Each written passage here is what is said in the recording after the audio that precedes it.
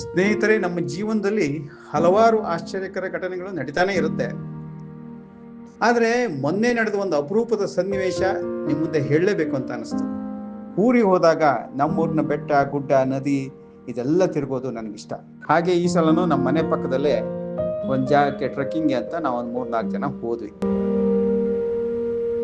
Swimming ನನಗೆ ಚಿಕ್ಕಂದಿನಿಂದಾನು ಗೊತ್ತು, ತುಂಬಾ ಚೆನ್ನಾಗಿ ಗೊತ್ತು. ಹಾಗಾಗಿ ಅಲ್ಲಿ ಆಳ ಇದೆ ಅಂತ ಗೊತ್ತಿದ್ರು ಈಜ್ಕೊಂಡು ಹೋಗ್ತಾ ಇದ್ದೆ. ಇಲ್ಲೇ ಇರೋದು ಟ್ವಿಸ್ಟ್. ಈಜ್ಕೊಂಡು ಹೋಗ್ಬೇಕಾದ್ರೆ ಕೈಯಿಂದ ನನ್ನ ಉಂಗುರ ಜಾರ್ ಬೀಳ್ತಾ ಇರೋದು ಗೊತ್ತಾಯ್ತು. ಆದ್ರೆ ಆ ಕ್ಷಣಕ್ಕೆ ಥಟ್ ಅಂತ ನೆನಪಾಗಿದ್ದು ಕರ್ನಾಟಕದ ಆಪದ್ ಬಾಂಧವ ಈಶ್ವರ್ ಮಲ್ಪೆ ಅವರು. ನಿಜವಾಗ್ಲೂ ಆಪದ್ ಬಾಂಧವನೇ. ಅವರಿಗೆ ಫೋನ್ ಮಾಡಿ ವಿಚಾರಿಸಿದಾಗ ಎಲ್ಲಿ ಬಿದ್ದಿದೆ ಏನು ಎತ್ತ ಎಲ್ಲ ಕೇಳಿದ್ರು, ಬರಕ್ ಒಪ್ಪಿದ್ರು. ಬರೀ ಕೈಯಲ್ಲೇ ಅಲ್ಲಿ ಹೋಗೋದು ಕಷ್ಟ. ಅವ್ರ ಸಿಲಿಂಡ್ರು ಅವ್ರ ಸರಂಜಾಮೆಲ್ಲ ತಗೊಂಡು ಅಲ್ಲಿ ಹೋಗಿದ್ದೇ ಒಂದು ಪವಾಡ. ನಮ್ ಜೊತೆಗೆ ಕುಮಾರ ಅಂತ ಇದ್ದ, ಅವನು ತುಂಬಾ ಹೆಲ್ಪ್ ಮಾಡ್ದ.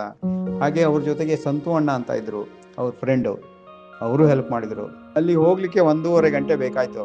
ಅಲ್ಲಿ ಹೋದ ಮೇಲೆ ಮುಳುಗಿ ಉಂಗ್ರನ ತೆಗ್ದಿರೋದು ಬರೀ 1.5 ಇಂದ 2 ನಿಮಿಷ. ಬಟ್ ಜಾಗ ಅದ್ಭುತ ಜಾಗ ಇದು, ಅಂದ್ರೆ ಯಾರು ಬರೋದೇ ಇಲ್ಲ. ಒಂದೇ ಕಡೆ 7 ಫಾಲ್ಸ್ ಇದೆ. ಅಂದ್ರೆ ಸ್ಟೆಪ್ ಬೈ ಸ್ಟೆಪ್.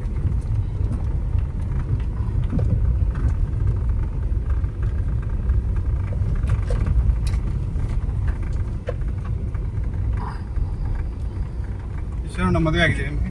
ಯಾರಿಗೆ? ನಿಮಗೆ. ಸಾರಿ,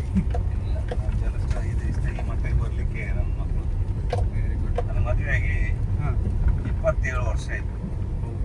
ನನ್ನ ಮಗನಿಗೆ 25 ವರ್ಷ, ಒಂದು ಮಗ 23 ವರ್ಷ, ಒಂದು ಮಗಳು 8 ವರ್ಷ. ಹುಟ್ಟಿದ ಮಕ್ಕಳು ದೇವ್ರ ದಯದಿಂದ 3 ಮಕ್ಕಳು ಸಹ ವಿಶೇಷ ಚೇತನ. ಆದ್ರೇನು ಮಾಡೋದು, ನನಗೆ ಒಂದು ಆಟ ಇತ್ತು ಚಿಕ್ಕ ವಯಸ್ಸಿಂದ, ಒಂದು ಮಿಲಿಟರಿ ಹೋಗ್ಬೇಕಂತ. ಹೋಗ್ಲಿಕ್ಕೆ ಆಗಿಲ್ಲ ಅಂತೇಳಿ ಸಮಾಜ ಸೇವೆ ಮಾಡ್ತಾ ಇದ್ದೆ. ನೋಡಿ, ಈಗಾಗಲೇ ಒಂದು ನಾವು ಯಾವ ಊರು ಸರ್ ಇದು? ಸಿರ್ಸಿ ವಾನಳ್ಳಿಗೆ ಹೋಗ್ತಾ ಇದ್ದೀವಿ ಕೇಸ್ ಮುಖಾಂತರ. ಬರ್ತಾ ಇದ್ದಾರೆ ಸಂತೋಷ್ ಅವರು. ಎಲ್ಲಿ ಯಾವ ಕಡೆ ಟ್ರೆಕ್ಕಿಂಗ್ ಹೊರಟದ್ದು ಸರ್? ನೀವು ಕೂಡ ಆಚೆನಾ? ನಾವು ಆಚೆ.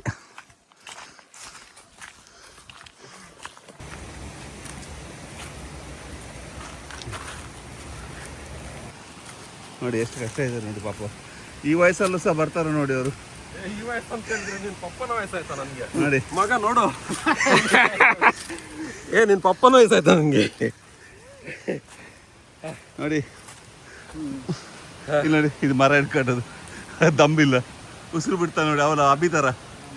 ಅಭಿ ಆ ಸಲ ಆನೆ ಓಡಿಸ್ಕೊಂಡು ಬಂತಲ್ಲ, ಅದೇ ರೀತಿ ಉಸಿರು ಬಿಡ್ತಾನೆ ನೋಡು. ರಾಮಚಂದ್ರ ವೈದ್ಯ ಇವರು ನಮ್ಮದು ಟಿ ವಿ ಸೀರಿಯಲ್ ನಿರ್ಮಾಪಕರು ಹಾಗೂ ನಿರ್ದೇಶಕರು ಆಗಿರ್ತಾರೆ. ಸೊ ಅವರು ಆಕಸ್ಮಿಕವಾಗಿ ಒಂದು ಈ ಪ್ಲೇಸಲ್ಲಿ ಏನೋ ಒಂದು ಮಧ್ಯಾಹ್ನದ ಹೊತ್ತು ಈಜಾಡುವಾಗ ಒಂದು ಅಮೂಲ್ಯವಾದ ಚಿನ್ನದ ವಸ್ತುವನ್ನು ಕಂಡುಕೊಂಡಿರ್ತಾರೆ. ಹಾಗೆ ನಮ್ಮ ತಂಡ ಈಶ್ವರ್ ಮಲ್ಪೆ ಹಾಗೂ ನಮ್ಮ ತಂಡ ಇಲ್ಲಿ ಬಂದು ಈ ಒಂದು ವಸ್ತುವನ್ನು ಹುಡುಕುವ ಒಂದು ಪ್ರಯತ್ನವನ್ನು ಮಾಡಲಿಕ್ಕಿದ್ದೇವೆ.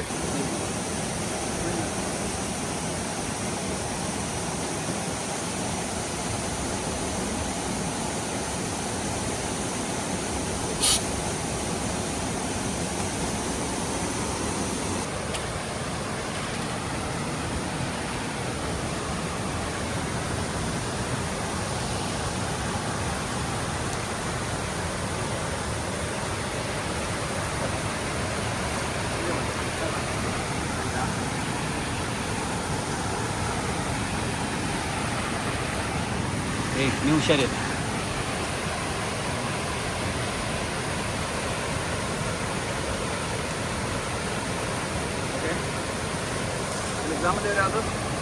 ವರದೇಶ್ವರ.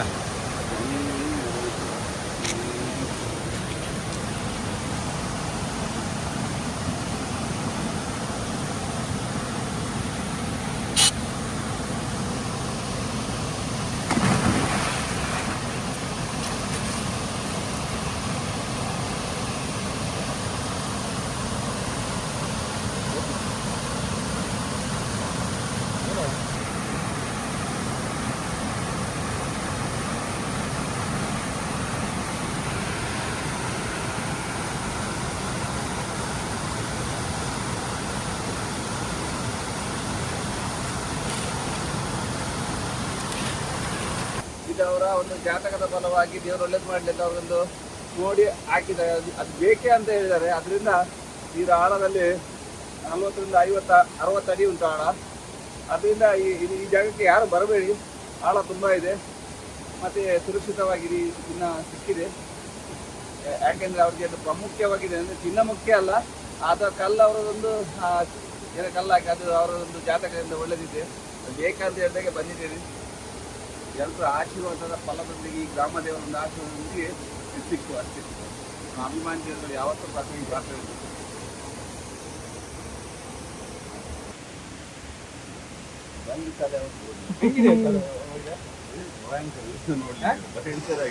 ಅಲ್ಲ ಕಲ್ಲು ಕಲ್ಲೇ ಇದೆಯಾ ಅಥವಾ ಬೇರೆ ಕಲ್ಲು ಮಣ್ಣು ತರ ಉಂಟು? ಕಲ್ಲು ಅಲ್ಲೆಲ್ಲ ಇತ್ತಲ್ಲ ಆ ಥರ ಮತ್ತೆ ಕಲ್ಲಲ್ಲಿ ಈ ಥರ ಇದೆ.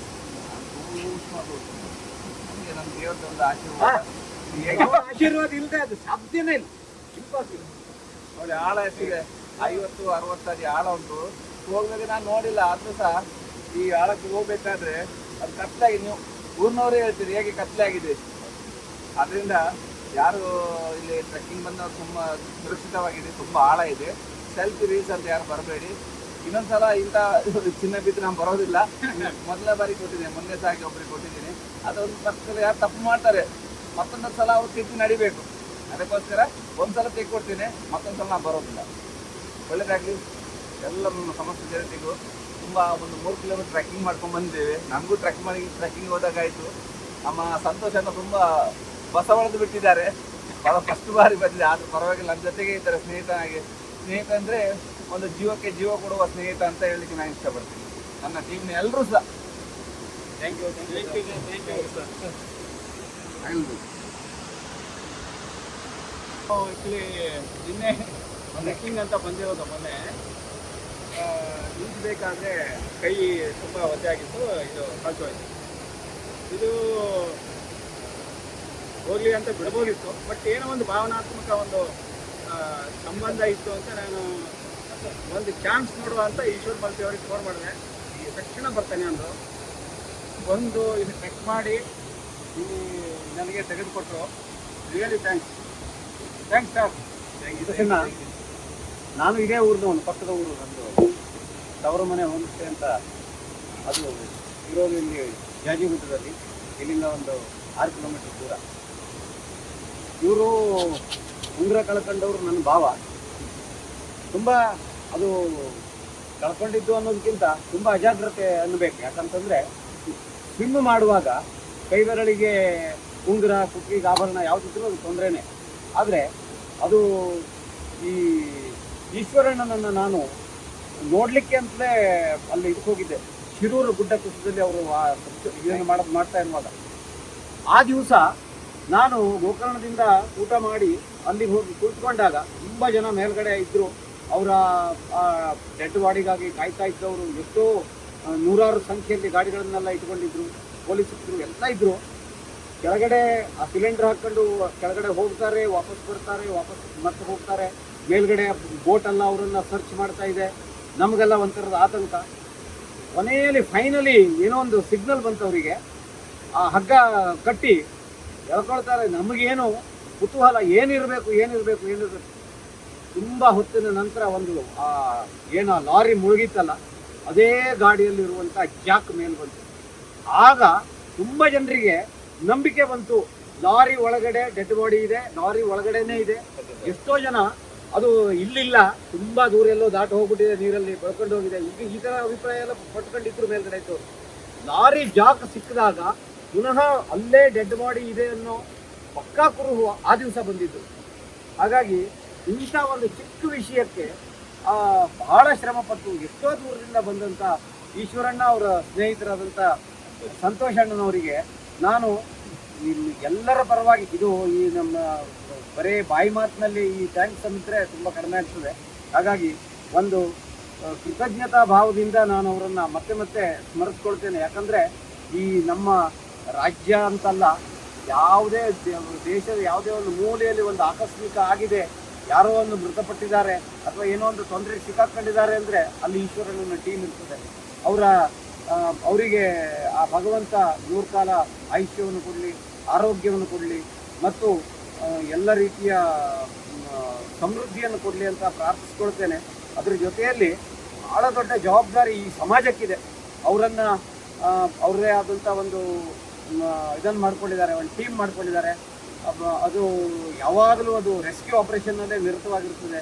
ಅದಕ್ಕೆ ಈ ಸಮಾಜ ಅವರಿಗೆ ಬೆಂಬಲಿಸಬೇಕು ಮತ್ತು ಅವರನ್ನು ಸದಾಕಾಲ ನೆನೆಸ್ಕೊಳ್ಬೇಕು ಅಂತ ಹೇಳ್ಕೊಳ್ತಾ ನನ್ನ ಈ ಒಂದು ಇದಕ್ಕೆ ಮತ್ತೊಮ್ಮೆ ಆಭಾರಿಯಾಗಿದ್ದೇನೆ.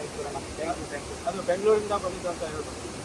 ಈ ಆಪರೇಷನ್ಗೆ ಅವ್ರು ಬಂದಿದ್ದು ಆ್ಯಕ್ಚುಲಿ ಬೆಂಗಳೂರಿಂದ, ಬೇರೆ ಏನು ವೀಕೆಂಡ್ ಹೋಗಿ ನಮ್ದು ನಾಗಮಂಗಲದಲ್ಲಿ ಒಂದು ಕೇಸ್ ಇದೆ, ಹಾಗೆ ಅಲ್ಲಿಂದ ಬೆಂಗಳೂರು ಸೀದಾ ಇಲ್ಲಿ ಬಂದಿದ್ದಾರೆ. ನಿನ್ನೆ ರಾತ್ರಿ ಇಡೀ ಪ್ರಯಾಣ ಮಾಡಿ ಬಂದಿದ್ದಾರೆ. ಬೆಳಗ್ಗೆ ಎಲ್ಲೋ ಒಂದು ಮ್ಯಾಪ್ ಮಿಸ್ಟೇಕ್ ಆಗಿ ಬಿಸಿಲುಕೊಪ್ಪದಿಂದ ರಾಂಗ್ ರೂಟಲ್ಲಿ ತೋರಿಸಿ ಅದು ಅವರು ಶಾಸಕರಿಂದ ಎಲ್ಲರೂ ಸುತ್ಕೊಂಡು ನಮ್ಮನೆಗೆ ಬಂದಿದ್ದಾರೆ. ಬರುವಾಗೂ ಲೇಟ್ ಆಗಿತ್ತು. ಆನಂತರ ಇಲ್ಲಿ ಶ್ರಮದ ನಡಿಗೆ ಇದೇನು ನ್ಯಾಚುರಲ್ ಆಗಿ ಏನೋ ಒಂದು ವಾಕ್ ಮಾಡಿದ ರೀತಿಯಲ್ಲೆಲ್ಲ ಇಲ್ಲ. ನಾವೆಲ್ಲ ಇಲ್ಲೇ ಹುಟ್ಟು ಬೆಳೆದವರಿಗೆ ಇದೊಂದು ವಿಶೇಷ ಅನಿಸುತ್ತೆ ಇತ್ತು. ಹೊರಗಿಂದ ಬಂದವರಿಗೆ ತುಂಬ ಶ್ರಮದ ನಡಿಗೆ ಆದರೂ ಸಹಿತ ಬಂದು ಇಂಥ ಒಂದು ಕೆಲಸಕ್ಕಾಗಿ